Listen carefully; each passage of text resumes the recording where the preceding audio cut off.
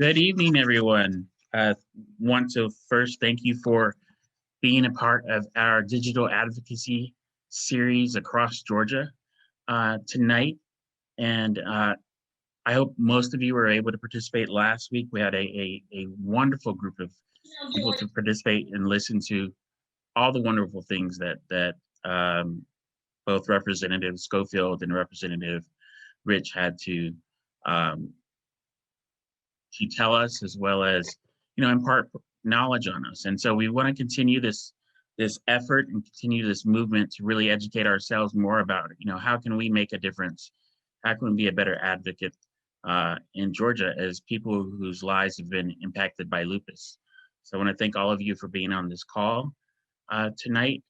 um, it should be a really wonderful night.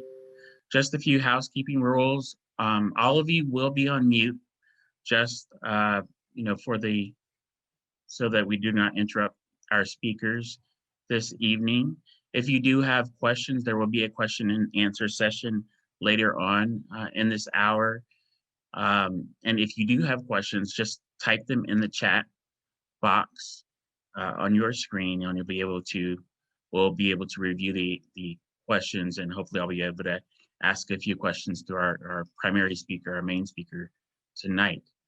Um, Please remember that next week, next Thursday, we are going to hold our third session, and that will be Thursday, March 25th, in which we'll really be talking and learning more about how to speak to our legislators. So I'm certainly looking forward to that. Before we begin, I want to first thank the Lupus Foundation of America Georgia chapter and their staff, CEO Terry Iman and Destiny Alphabet, who both work tirelessly 7 days a week to make sure that we as patients and advocates are taken care of and that our needs are met. And we really couldn't do all of this without them. And I certainly couldn't do what I do and enjoy what I do without uh, collaborating with the two of them on a regular basis. I must give a definite shout out to my co-chair of advocacy, Alita McLean, who's on the call as well. Um, she's a great person to bounce things off of. She has so many wonderful ideas and so many more resources than I do sometimes, that it's amazing to work with her. We've been working together on advocacy for a number of years now in various capacities, and I definitely could not do it without her. And I want to thank the other members of the advocacy committee. Some of you are on the line right now, and we as advocates, we all know that there's a lot of work that goes into going down to the Georgia State Capitol every year, but definitely I could not do it without the support of just so many ambassadors who um, work with patients and caregivers who are walking around the Capitol, to organizing T-shirts, to getting the word out. Just couldn't do it without a lot of them. And given COVID, we haven't been able to collab as much as we used to in previous years. But it's great to see some of them on the line and see them. Some of you I haven't seen in a year really, so it's great to see all of you. I also want to thank our sponsors today, GSK and Us and Lupus. I have our representative from Us and Lupus, who's on the call now. She's just an amazing woman. Anytime I need her assistance with the project that I'm working on, she's there to give her input.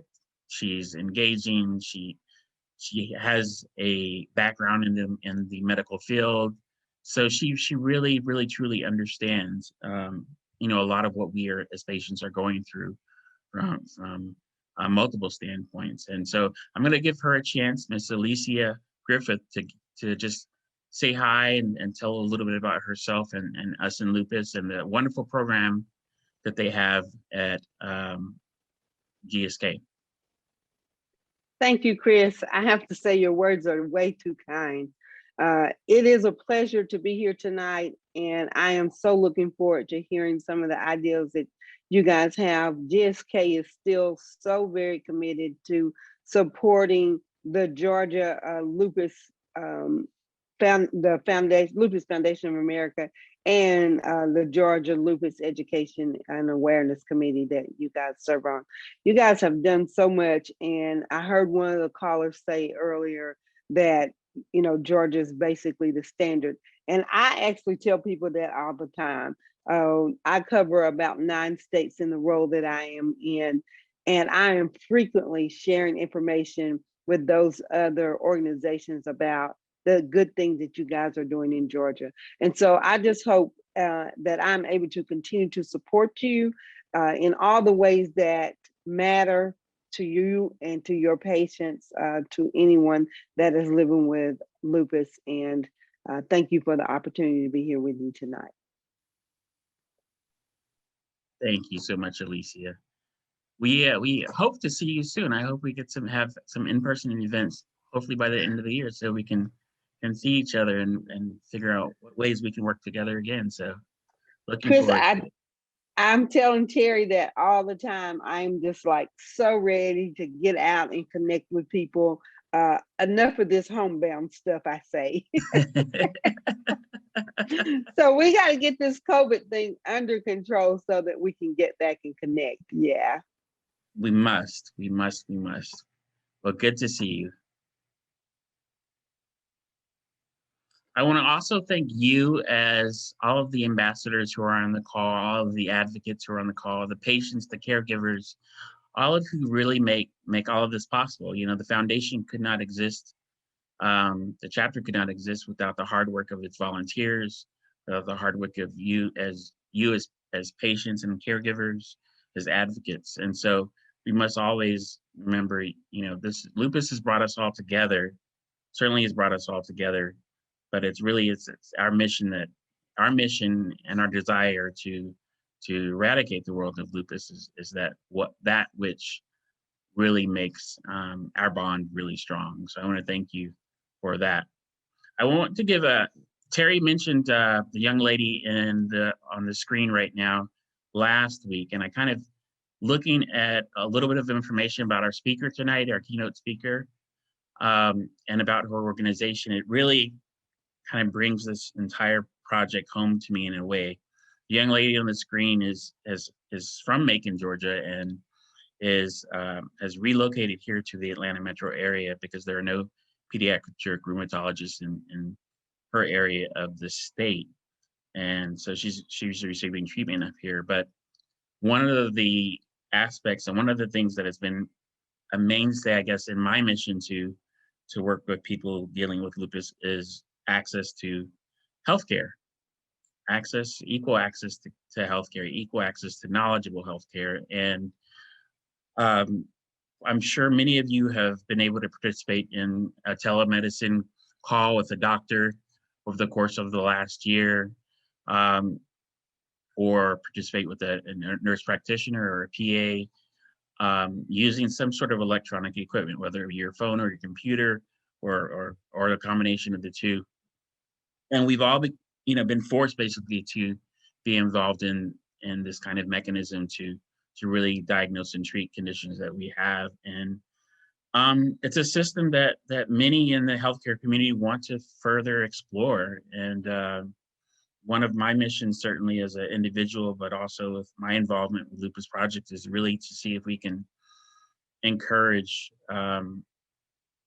more education and more awareness and more studies into how telemedicine can be used to diagnose and treat lupus, particularly for people like the young lady on the screen who can't exactly go out her front door and go, a few miles to see her doctor. She has to come up, 3 hours away to get to actually see a doctor. So it's important. It's certainly important. And sometimes I feel pretty privileged to live in Metro Atlanta area where I have my choice of doctors, but we don't all have that opportunity.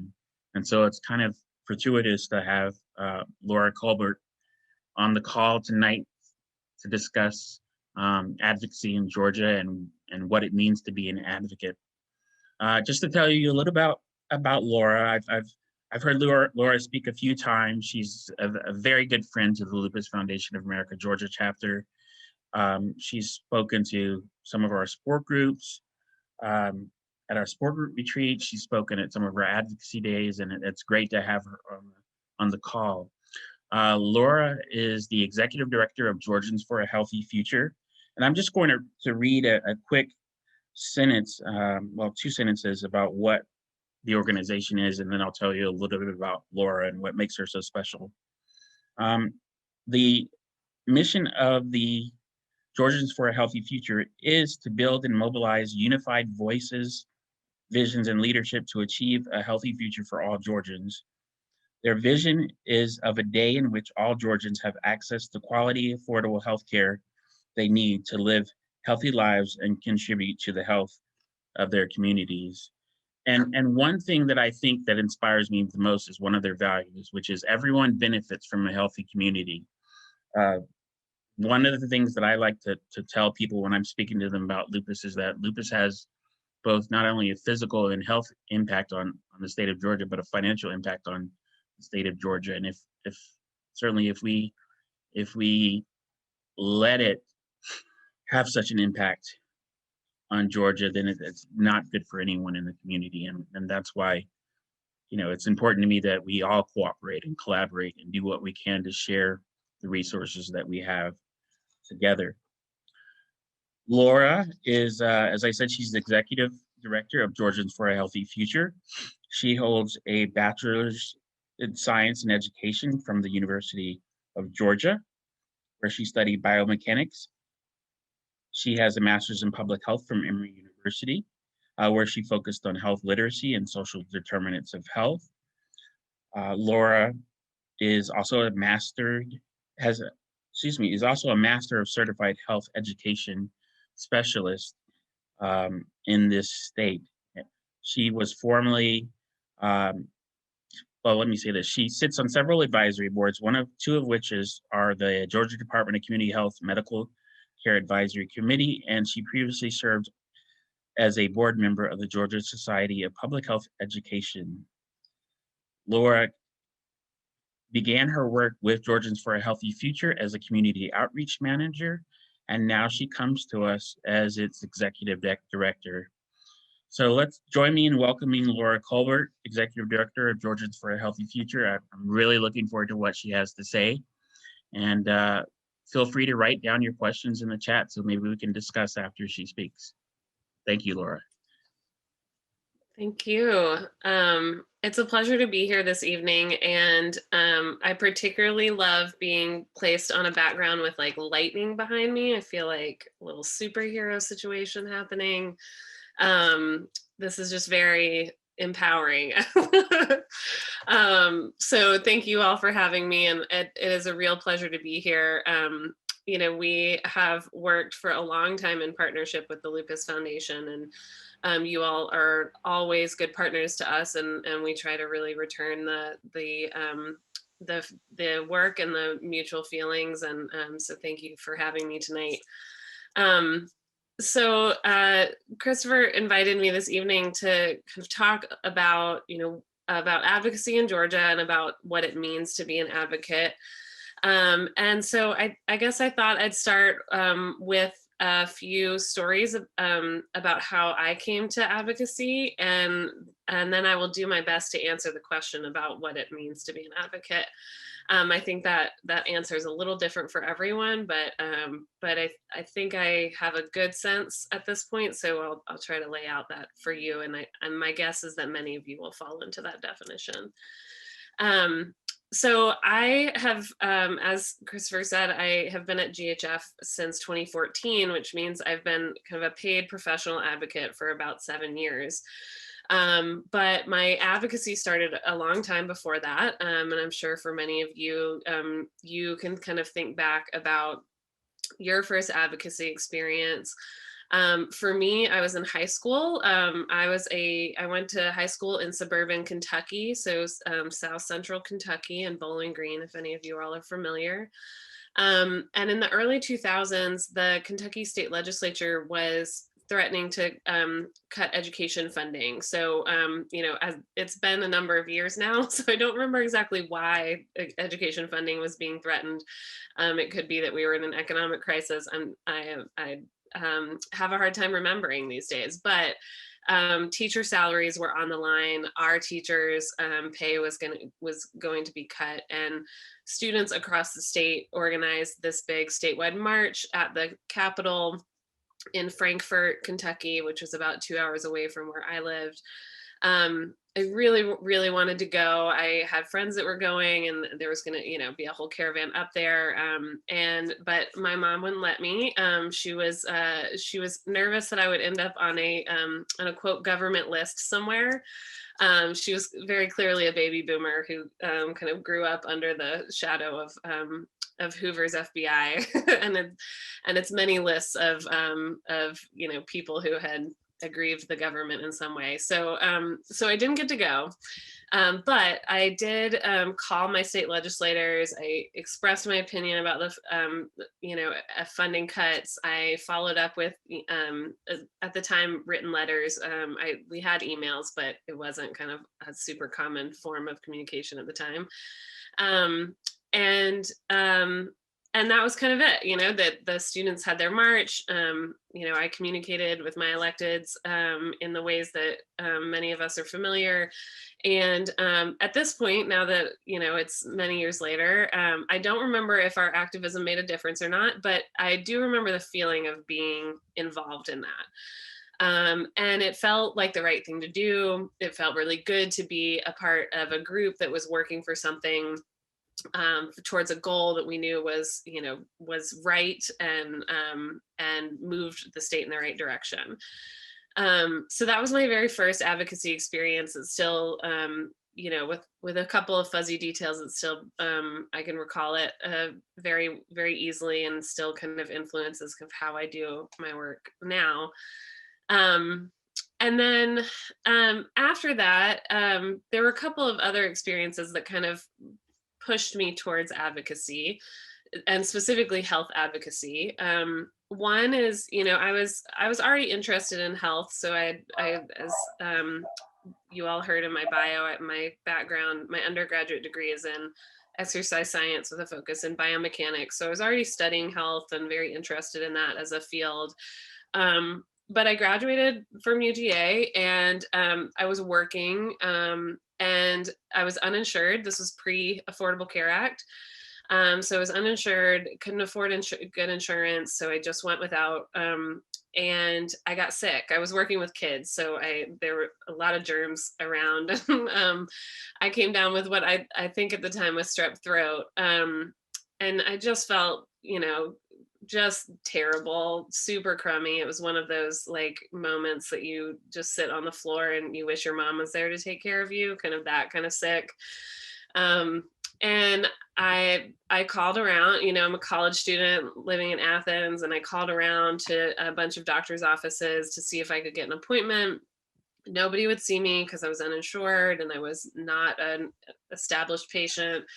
And I didn't want to go to the emergency room because I knew it would be expensive, and I couldn't afford it. And it was just really frustrating and hurtful. And I remember crying and, just being really feeling like I didn't have a choice about taking care of myself.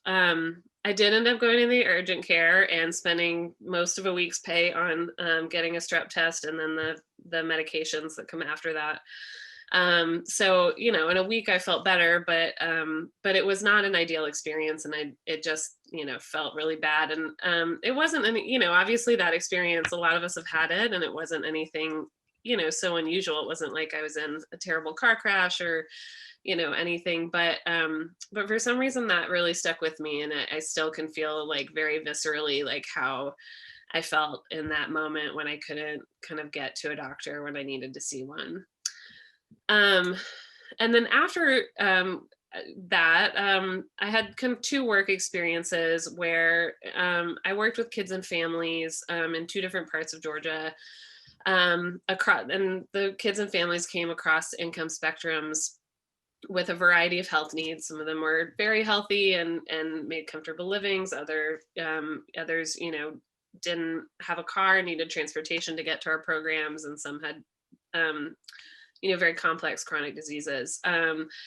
And in both of those situations, I kind of saw families who did everything right. They took, they followed all of the kind of instructions. They came to like the health programs that they were part of, and yet they couldn't quite make any progress towards improving their health because their communities didn't have the health education or the systems or the infrastructure that they needed to have healthy, thriving lives.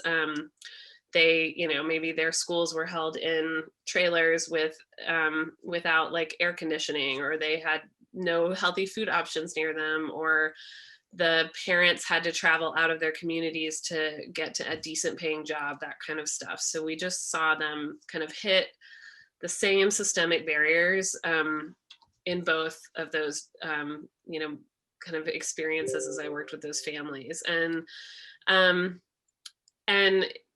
what I really came to understand was that where people live and the circumstances in which they live are very influential, if not determinative, of their health and their ability to be healthy.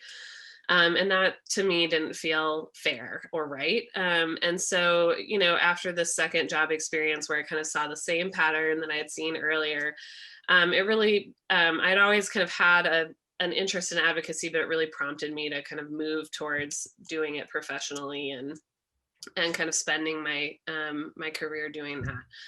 So luckily I was able to, through friends who I knew at the Capitol, I was able to volunteer for one legislative session. And I worked for Stacey Evans and did just some like basic like copy editing and like some basic policy analysis for her and her staff during the legislative session, and that gave me kind of enough experience to qualify to come work at Georgians for a Healthy Future when there was a job opening. And so so I came over, as you all heard, as kind of the community outreach manager, and that was kind of how I got into advocacy, is kind of having these experiences, feeling like it wasn't like the system wasn't set up for people to succeed or to be healthy, and then kind of trying to develop some skills so that I could be a part of the system to fix that. So this summer, I will have been at GHF for 7 years. That means, I guess that's lucky number 7. So it means I've been through 7 legislative sessions, or almost through 7 legislative sessions. We've got till the end of the month anyway. And, it means we've had a lot of, or I've seen a lot of, trials and successes and failures in my own advocacy and in others. Thank you. So hopefully by this time, I think I should be able to, or it seems like I should be able to answer the question about what it means to be an advocate. But as I mentioned at the top, I'm not sure I have the answer, but I think I definitely have some ideas about what it means to be an advocate at this point. First, I think kind of the defining feature of an advocate is that advocates are really clear-eyed about justice, right? So whether that's health justice or economic justice or any other kind of justice that is not currently the kind of status quo, advocates have a real clear-eyed vision about kind of what that looks like, and then they work towards that through policy and systems change. So they use our kind of structures and laws and policies to try to build justice. And for me, as I was thinking about this, kind of what does my version of justice look like? I came up with kind of two things for me. One is that I believe that if you live in a body and you have a mind, that you are inherently deserving of the care and resources and support it requires to care for that body and mind. And I'm sure that you all, people living with chronic diseases or family members of people living with chronic diseases, that, you understand that it's not just about kind of the immediate healthcare, that it's also about kind of that resources and support part too. So I know we have, in the US, we have a lot of conversations about like who's deserving of healthcare, and maybe it doesn't come in that kind of phraseology, um, but just by kind of existing as humans, my belief is that we deserve the care and resources and support to be able to take care of those parts of ourselves. And I guess my second belief about kind of what health justice looks like is that your circumstances and where you live should not be predictive of your health and wellness or your ability to be healthy and well. And as we very clearly can see in the data, that's just not the case in the United States, and it's certainly not the case in Georgia. Often the zip code that you live in determines, how it determines everything as basic as your life expectancy. So we clearly have a lot of work to do to kind of get towards that that vision of health justice here in Georgia. So those are kind of two of the things that, like, if we get to those places with our health system, then I think we'll be very close to that kind of vision of justice that lives in my mind. Although maybe by then it will look a little different. I don't know. And I think pretty that system or that vision of justice that is required to be an advocate, that's often really supported with a very strong set of principles that kind of drives, that helps people drive towards that vision. And at GHF, we articulate those principles as both as the values that kind of undergird our mission and vision, but also as our kind of priority focus areas and in our policy priorities. So at GHF, we have kind of 4 priority areas. One is that we should get Georgia covered. So every Georgian should have an insurance card in their wallets, not because we think insurance is inherently good, but because in the US, that is kind of what opens the door to the health system, right? That, we should increase access to care. So, we at GHF understand that a health insurance card does not mean that people get the right care at the right time and in the right place.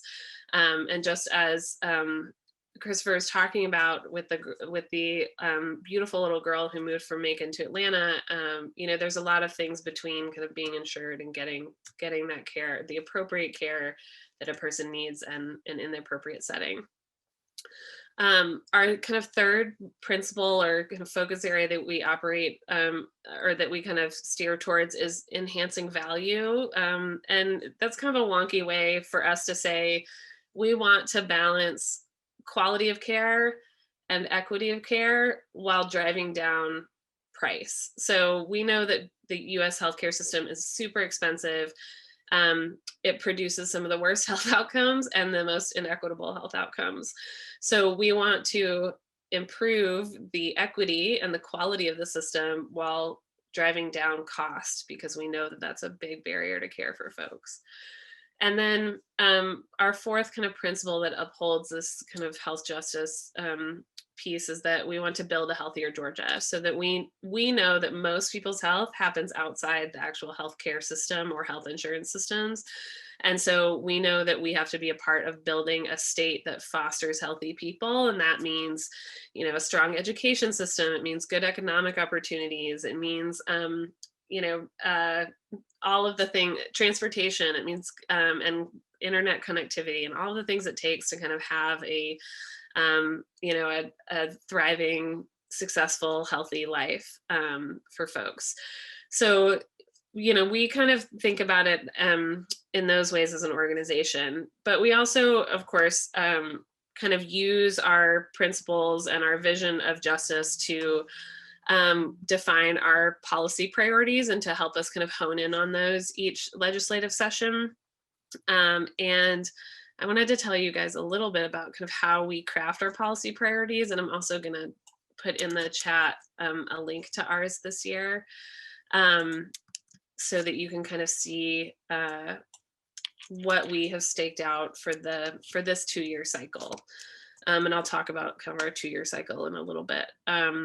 So, when we create our policy priorities for each legislative session, one thing we do is that we talk with our partners. So we talk with folks at the Lupus Foundation. We talk with our friends, you know, at AARP, at Voices for Georgia's Children, at Center for Black Women's Wellness, a whole bunch of partners that kind of span, you know, constituencies in Georgia, and try to get an understanding of, you know, what their priorities are going to be for the session, and also kind of what they feel like the greatest needs are for their populations. We also, of course, look at the data. So what does the data say about what consumers in Georgia need? You know, are we seeing a, you know, like rapidly rising healthcare prices? Or are we seeing, you know, this year, are we seeing a giant global pandemic? You know, that kind of thing. So what does the data say about what consumers need in Georgia? And then also kind of year round, we collect input from individual consumers like you all, through, you know, these kinds of events. So through community engagement, and also through story collection. We do a lot of kind of one-on-one conversations with people about their health experiences, and we kind of call that story collection. And those kinds of activities. So we try to kind of pull all of that together.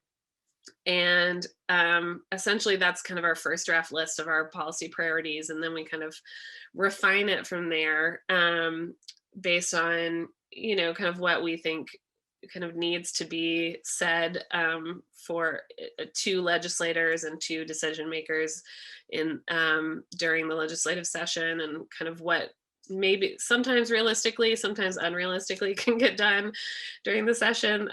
We try to be practical at times, but sometimes things are too important to be practical about, right? So, so sometimes you just put in a priority, not because you think maybe it can get done this year, but because it's too important not to say that it's a priority. So that's kind of how we stake out our priorities each legislative session. And, you know, for us as advocates, it's really helpful to have kind of that set of goals that we think move us to health justice. Another thing that I think kind of defines advocates as people is that they're very resilient people, right? So these folks are not easily put off. They're not easily defeated. And I brought a little show and tell for this, and I'm gonna hold it up. Hopefully you guys can see it, but it says, "They tried to bury us. They didn't know we were seeds." And a friend of mine sewed this just in the I think it was the first quarter of 2017, and she gave it to me. It was you all may remember that was the beginning of a new presidential administration. It was a tough time in the health advocacy world. I had just transitioned kind of into my executive director role, and it just felt like the whole world was falling in, and there were just a lot of challenges that felt a little too big to overcome. But this hangs on the wall next to my bed and kind of reminds me to kind of be resilient, to be the seed, that they're always going to try to bury us, right? That the insurance system and the health system weren't built to be accommodating for people. And so we're going to have to be resilient and not be defeated. And that is kind of a defining feature of advocacy.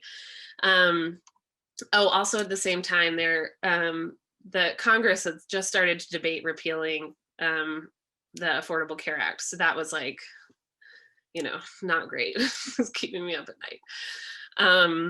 But we succeeded there, right? So like that, the resiliency and the persistence, and we all succeeded there. So I'm sure that you all were individually all a part of that effort, and to keep the law in place. And I brought along, I actually have one other link to share with you guys to kind of demonstrate the resiliency and persistence. There's an issue that GHF has worked on for almost as long as I was at GHF. So in 2015, we partnered with a group called Georgia Watch to address surprise out-of-network medical bills. And this was an issue that we were seeing across the country. Data demonstrated that it was happening a lot in Georgia as well, that people would go to a hospital that was in network or a facility that was in network. They would so presumably all the providers are in network. Well, it turns out that insurance doesn't work that way, and people might accidentally and unknowingly encounter an out-of-network doctor at an in-network facility, and then they get billed an out-of-network rate for it and have this exorbitantly high medical bill, right? So so this was obviously a big problem. It was just really sticky. And so we in 2015 kind of launched this effort to try to pass legislation to protect consumers from that in Georgia. And we just kind of hit a wall. We had very broad bipartisan agreement that the issue needed to be solved. But we just kind of kept hitting a wall year after year after year about like what was the right solution to this problem. And then, by year 3, we were like, can we beat our heads against the wall anymore? And we did. We continued to. And then in year 4, we were kind of like, we're going to take a back seat. We're just going to breathe for a minute and see like how this works out. It still didn't get resolved in year 4 of this effort to try to get protections. And then between year 4 and year 5 of, and these are legislative session years that I'm referencing, but between the 2019 and the 2020 legislative session, we sat down and said, can we think of maybe a different way to go about this, trying to solve this problem? And so we thought really creatively, and we talked to a bunch of folks who are experts in surprise billing, and kind of came up with essentially a mediation between House leaders and Senate leaders who wanted to get surprise billing legislation passed. So the Senate had one approach and the House had one approach, and that's kind of where we got stuck every year, and they just could not agree on the approach. So we essentially brought in like mediators to negotiate what a solution might look like. And we did that before the legislative session started. And we're able to come up with a compromise bill that still did what it needed to do and protected consumers and was a really good, strong solution. And so after 5 years, we were able to get that done even in the midst of the pandemic last year. So a little example of resiliency and persistence. And that was it. Yeah. And so I think that's a defining feature of advocacy. And I'm sure you all know that as well, both in your own self-advocacy and also in your advocacy with elected officials, that sometimes you just really have to try again. I have 2 more kind of definitions of for advocates, or I guess defining characteristics. One of them is that advocates work in community and partnerships. So advocates don't do their work alone. And I have one more show and tell piece for you guys on this one too. It also hangs next to my bed. And at the top, it says all together now. And it's like a bunch of little hands that make a big hand. I hope you guys can see that. Anyway, if you can't, I hope I described it well enough. And that's kind of what advocates do, right? So there's, it's very rare that you can get something done at the Capitol by yourself, or in any big policy or system, right? So if you're trying to address hospital billing practices in a particular hospital system, it's hard to do that as like one individual or one advocate even, or if you're trying to address like a US federal law, that's even harder to do as like one individual person. So it's inherent as advocates that we build community, that we work in partnership, that we kind of come together to find common goals and work towards those as a group and as a collective. And so I think as advocates, for that reason, we're all, very connected to each other and have strong networks. And I think that helps to make the most successful kind of advocacy efforts, is when you've got those trusted relationships with other people who see the goal and who will work towards it with you in kind of full faith and transparency. And then the final piece of, or kind of defining feature in my mind for advocates, and I would love to hear if you guys have additional ones as well, is that advocates are adaptable and strategic. So So as advocates, we like to have a plan, right? You like set up your plan. You're like, here's how we're going to get this done. And then, and then a pandemic hits and you're like, whoa, we got to change the plan. Well, even in a smaller form, that happens all the time. So for example, this legislative session, one of GHF's things that we wanted to get done was we wanted to address kind of a wonky topic called network adequacy.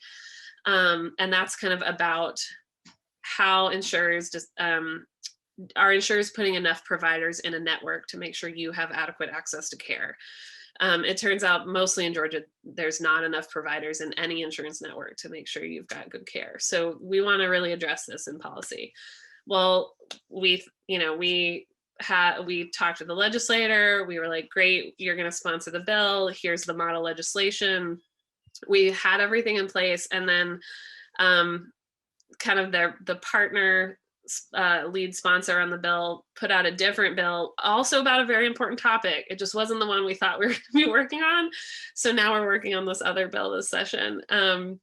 And so we kind of had to get up to speed really quickly. We had to create kind of a new plan. We're flying by the seat of our pants a little more than we had kind of planned to this session, but that happens all the time, right? As advocates, you just kind of go with the flow, and you while also holding tight to that like vision of justice, right? So you have to kind of, at GHF, actually, we have a framework for this. We call it our 3 Ps approach.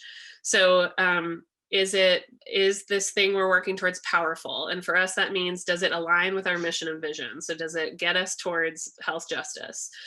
How does it position? How does it position? So, and for us, that means, can GHF bring something unique or valuable to the table to help get this done?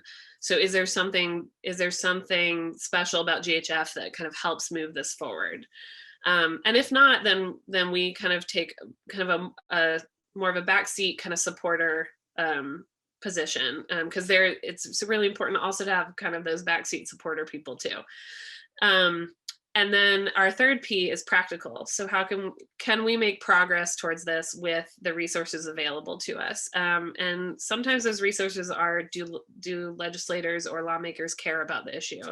And if we, and again, as I mentioned before, sometimes that practical P is the least important P. Sometimes you work on the powerful and the position priorities, even if it's not practical. And GHF, probably our best example of this is we have been just shouting from the rooftops about Medicaid expansion for 8 years now. And here we are 8 years later without Medicaid expansion. So we know that practically it's probably not going to get done this year, but we know that it's too important and that GHF does bring something special to the table around Medicaid expansion, that we can't not make it a priority and work towards it. So that's kind of the framework that we use around kind of being adaptable and strategic, and kind of making the most of the moment. And so we kind of use that 3 Ps approach to kind of think through that. So I think I'll stop there, because that's the end of kind of what I think defines an advocate. But I do want to hear, if you guys want to drop in the chat what if there's other additional things that you think kind of define advocates. And my guess is that all of you kind of see some of those things in yourselves. At least I hope you do, because I'm sure all of you have bits and pieces of all of those things. So I'll stop there. I think Christopher probably has some questions, as well as you all having questions. Thank you, Laura. I appreciate that. Great conversation. Great explanation about how things work down, both at GFHF as well as the Capitol. I love that you use the words resiliency and persistence, because I think that encompasses the lives of a lot of us who live with lupus, is constantly trying to be as resilient as possible, and not only, I guess, trying to live I guess, live day by day, but also be able to remember that we can continue to move forward. And wanted to know from, I guess, from that standpoint, how how when you have a legislation, say for example, Medicaid expansion, how do you continue to push forward when there are so many roadblocks, particularly in this state? Yeah, that's a really good question. So I think we do that in a couple of different ways, and I'm guessing that you all have kind of used some of these strategies too. Um, One is that we always take the long view. So, we may not get it done this year, but whatever we're doing this year is going to build towards getting it done, whether it's 1 year, 5 year, 10 years down the road. So, and we also see this around, we do advocacy to try to raise the tobacco tax in Georgia too. And often that we know the governor is going to veto that, which means the legislature won't even take it up in the first place. But every year we think it's valuable to kind of build people's understanding about the issue and how that issue can be addressed through either legislation or the budget or whatever. And it turns out it is. So, for example, in Medicaid expansion, that is part of the Affordable Care Act. It is the part of the Affordable Care Act that should have covered low-income adults in Georgia. And because it was part of the Affordable Care Act, it got tangled up in a lot of the misinformation and scare tactics about, quote unquote, Obamacare in 2010 and, through 2012 and really the entire the last decade of healthcare policy. So a lot of legislators and the public don't understand the issue because it kind of got twisted and malformed in the public conversation at the time. So we are still doing a lot of straightening out of the facts. So some of it is kind of just laying out the facts and continuing to kind of repeat those facts over and over and over, because it turns out fewer people know those facts than you think know those facts. And some of it is, trying to find new creative ways to go about the advocacy. So, for example, this year, GHF has joined with 7 other Southern states. So Georgia is part of this coalition called Southerners for Medicaid expansion. So that has kind of helped kind of keep everyone's energy up, and because now we can kind of advocate for an entire region that doesn't have this policy. So just kind of trying to be creative, again, coming together with partners and doing that brainstorming and getting new ideas. That's also the benefit of having partners, is that there's, lots of different brains and thought processes at the table. So everyone has ideas that they can contribute. Okay. Several of the people on the call are support group facilitators for the chapter. Yeah. And, we have, if I look through the list alone, we have people who represent South Georgia, Middle Georgia, North Georgia, and then Metro Atlanta. And I guess I'm a support group leader as well, specifically for men with lupus. And it's, I guess my question is, how do you encourage people who are not necessarily born advocates or get the drive to really move forward and try and take at least, just the smallest step towards advocating not only for their health, but for the health of others? Yeah. So I think there's 2 really easy ways to start, and to help kind of people feel maybe the advocacy bug a little bit.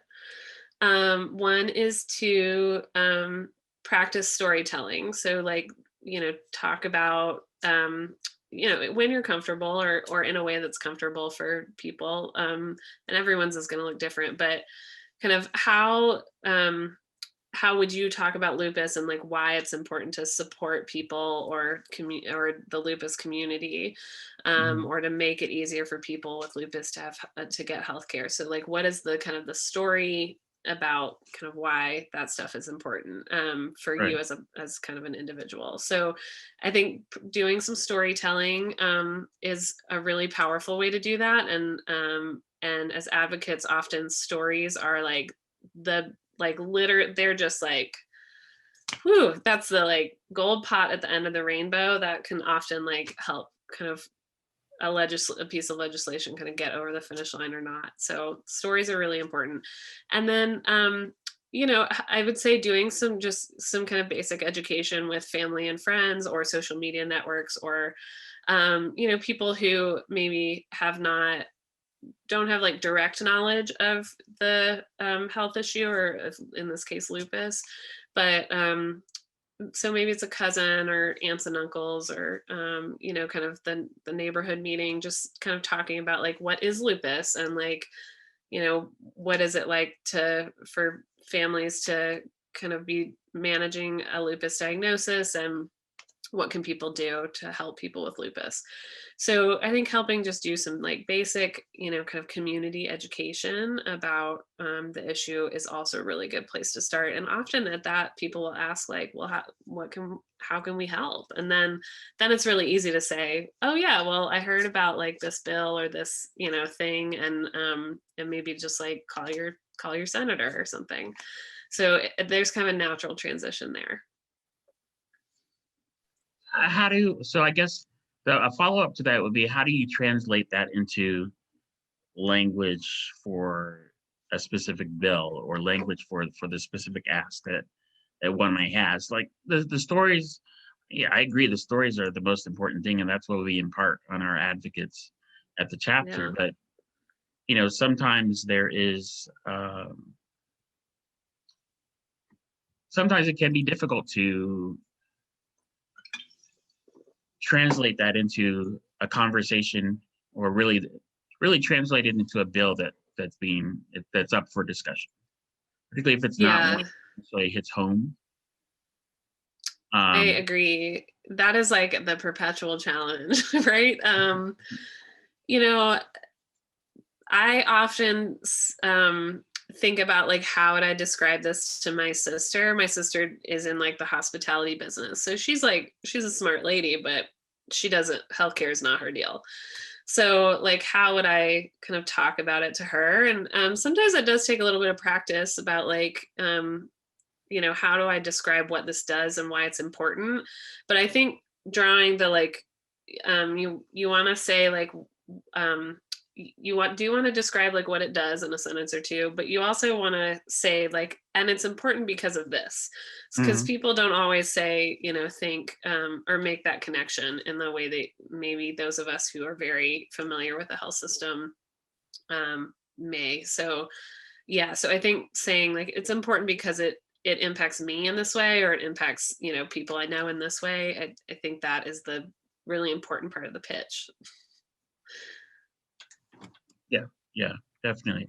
I think we had, I know there was someone mentioned in the chat about Medicaid and Medicare expansion and disability, and one thing that I hear oftentimes is how the powers that be, who kind of determine whether someone qualifies for disability,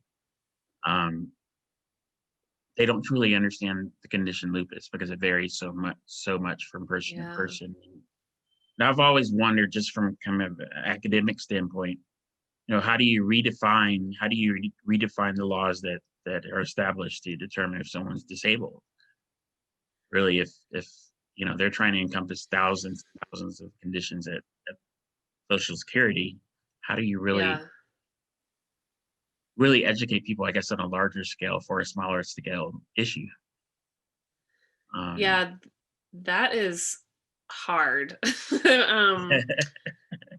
And I think some of that gets at like that deservedness piece, like, are you deserving of this support to take care of yourself? So I think, yes, we have to like deal with like the specifics in the law about like, how do we define disability and like what qualifies for that? But also like, I think our collective work, all of you on this call that kind of always are advocating for your own care, and those of family members, and those of us who are paid or professional advocates, we're always kind of building that, like trying to build that understanding with decision makers that everyone deserves care. Everyone deserves this kind of dignity. And I think that collective work is going to be really important for kind of, in addition to kind of that very granular, do we need to change the language of the law? Because in the long run, I think we just like government and systems just need to understand that everyone deserves that support. And it's not about whether you're worthy because you work or something. Right. And I think for lupus, in a way, I look at it, lupus patients don't fall within a square at all. It's just because we're so different, because our condition's so different. Yeah. What, one thing that I've heard mentioned, I think it's because we've been down to the Capitol. I don't even remember exactly how many years, but I know it's over 12 years. Speaking to members of the legislature as well as the governor, and I've heard references, specifically from Governor Kemp or even Governor Deal, that lupus is a financial burden on the state. What can we do to really galvanize if that train of thought is out there? What can we really do to really take what seems to be a statement and turn it into actual action? Yeah, that one's also tricky. Well, I think one thing that that you all have going for you is you have a champion in Representative Schofield, and of course she was a health advocate long before she was a representative, so it's been nice to see her kind of develop in that way. But having a champion who is there in the ears of other decision makers, who has a personal connection to lupus, is just invaluable. And I think building a few more of those along the way would be is always beneficial. So I know for a fact that Representative Schofield is always going to bat for the lupus community, and it is never far from the front of her mind. But having a couple more is always helpful, because then, of course, decision makers are hearing it from a number of places and not just one. And then I think also connecting with other groups that represent people with other chronic diseases and identifying what kind of some of those common goals are. So, maybe the lupus community and the I'm pulling out a random one, but like diabetes or arthritis communities, maybe you all have some like very similar or very overlapping goals, and working towards those together can be one way to kind of make sure things continue to move forward, even if it's maybe not specifically kind of a lupus initiative, but it's kind of a broader one that kind of brings together more partners. But it's just really hard. And again, sometimes it's just that like year after year after year education, and then at some point there's kind of a critical mass. So just sticking with it too. There's not a secret sauce. Definitely, yeah. And that was kind of a follow-up. My follow-up was the question of how to sustain the work that we are doing. Certainly, like we have those years in which it rains and it's cold and rainy, and none of us want to go out, let alone the leaders of the group. But really, how to sustain the work that we do within the Capitol every year, but also, politics is also local, and we try and have our local advocacy days where, in which, like in my community, I try and go at least speak at, a county commission meeting about lupus, or, have the day declared Lupus Awareness Day. So really, particularly for the individuals here who live in smaller communities, how to really maintain and really work with our local officials to really galvanize the idea that, lupus is an important issue, not only for the state, but even local communities. Yeah, well, so I think sustaining between sessions is actually the more important time to do the advocacy work, right? So like, sometimes we think about the legislative, or I don't know if anybody else thinks about it this way, but I think about it sometimes as like the Olympics. So everyone's paying attention during the Olympic year to these like sports that nobody pays attention to the intervening 3 years, right? And Right. same with legislative session. It's like 1/4 of the year, nobody's paying attention the other 3/4 of the year. So having those kind of doing that relationship building with decision makers between sessions, like that's the most valuable time to get them. You can get them for like an entire meal or a couple of hours, whereas during session they might have like 10 or 15 minutes maybe. Mm-hmm. So doing that relationship building between sessions before you, like maybe even before you have an ask, you know, your ask of them is just like, can I follow up with you, you know, with like a fact sheet so you can learn a little more, and inviting them to events, and doing that kind of local work too about kind of building awareness and understanding in local communities, because that's really like, you know, that's where the power is at, right? I mean, we've seen that around elections and voting, right? Is that it's neighbors talking to neighbors, talking with neighbors. So that is the other kind of piece of like that between, you don't have time to do that during the legislative session because you need something, you know, like the ask is like, we need people to call whoever right now. It has to be today before this hearing. So you have to kind of do the education in the community and do that kind of on the ground community organizing beforehand. So again, you know, it's not glamorous and there's not a secret sauce, and none of it happens fast. It just takes like time and relationships and kind of persistence all the time and forever. I have two more questions. One, I don't know how I'm going to phrase the question, but when you've talked about access to healthcare and being set, it's you know, one that was the impetus for you really going into advocacy was the lack of access to healthcare, and you know, that's, for me, that's an important aspect of advocacy as well. But when we're talking about access to healthcare, we're talking about not only transportation, but we're talking about telemedicine, broadband. There are, you know, a myriad of topics that need to be incorporated into that one broad subject, but really need to be kind of dealt with, I guess, on a smaller scale to get it done. Or, you know, bring together coalitions, I guess, who are specifically focused on this one tactic. So say, for example, if telemedicine is really on our mind here in the lupus community right now, and how does one, I guess, approach such a large issue from an advocacy standpoint, from bills to legislation to action? Yeah, that's tough too. So, I mean, I think you can go about it any number of ways, right? Often it's helpful to have an expert in these kinds of things. So I mean, like, for example, GHF, we know we're not an expert on telemedicine. So we kind of look around and like, who is an expert, and what does the data say about this?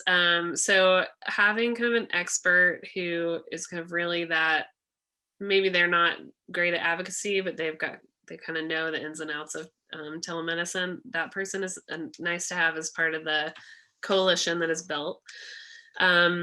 I think, you know, trying to identify some specifics like within telemedicine is helpful, or any big issue is helpful too. So like, here are like the urgent things that need to get done, and here are like kind of what falls underneath that we'd like to get done eventually. And that can help make it a little more bite-sized, right? So, and it is often easier to do bite-sized stuff than big sweeping things. That's why the Affordable Care Act was hard. So I think if it can be made bite-sized, that's nice to do. But But I will say the appeal of bite-sized things is not as much. So sometimes having the bigger idea piece helps to kind of gain that support because it appeals maybe to more people. It's a little more aspirational. It, kind of it moves people a little more. So I think just trying to find the balance between those things is that's where it's at. Advocacy is more art than science, right? So so I think I think building the coalition, kind of having that expertise at the table, and then, making tough choices about whether to go big or to do kind of the patient bite-size stuff is that's how to get it done. But there's no one right answer. Okay. And the last question, what can our lupus advocates do to support Georgians for a healthy future? Oh man, I didn't, usually make notes beforehand to like prep, and I didn't think about this one ahead of time. But you guys are doing a lot of the work now, just by being active advocates with your elected officials. That helps support you and us. But one of our biggest priorities is that big, hairy Medicaid expansion goal. So please sign up for email updates at coverga.org. And then when we send out action alerts, if you guys could do the action alerts, that would be very helpful, especially those of you in South and Middle Georgia, because legislators know that, crazy liberals in Atlanta believe in Medicaid expansion, but they need to know that real humans in South and Middle Georgia also believe that everyone should have health care, including folks who would be covered by Medicaid under an expansion program. So sign up at coverga.org. Well, Laura, I want to really, really thank you on behalf of the Lupus Foundation of America Georgia chapter for joining us this evening and really imparting a lot of knowledge on us. We certainly do appreciate all the efforts you do yourself, as well as the work that Georgians for a Healthy Future does for all of Georgia. And certainly look forward to us being back down at the Capitol next year and really being able to really take some of the words you've used and begin working on them, hopefully within the next few months. Really try and sustain the work that we're doing now. So I want to definitely thank you on behalf of the group. Want to remind everyone that next week, March 25th at 7 p.m., we're going to have a little bit of a small training session, as well as an opportunity for us all to really learn how to really talk to our legislators. We talked a little bit about that tonight and even last week, and it's time for us to take what we've learned and really apply that so we can begin doing it and sustain the work that we're doing here as a chapter. So I want to thank all of you again this evening. Thank you to the team. Thank you to Terry Iman, Nicholas Hatton, who is our event coordinator. And I hope you all have a wonderful night. Thank you, Chris.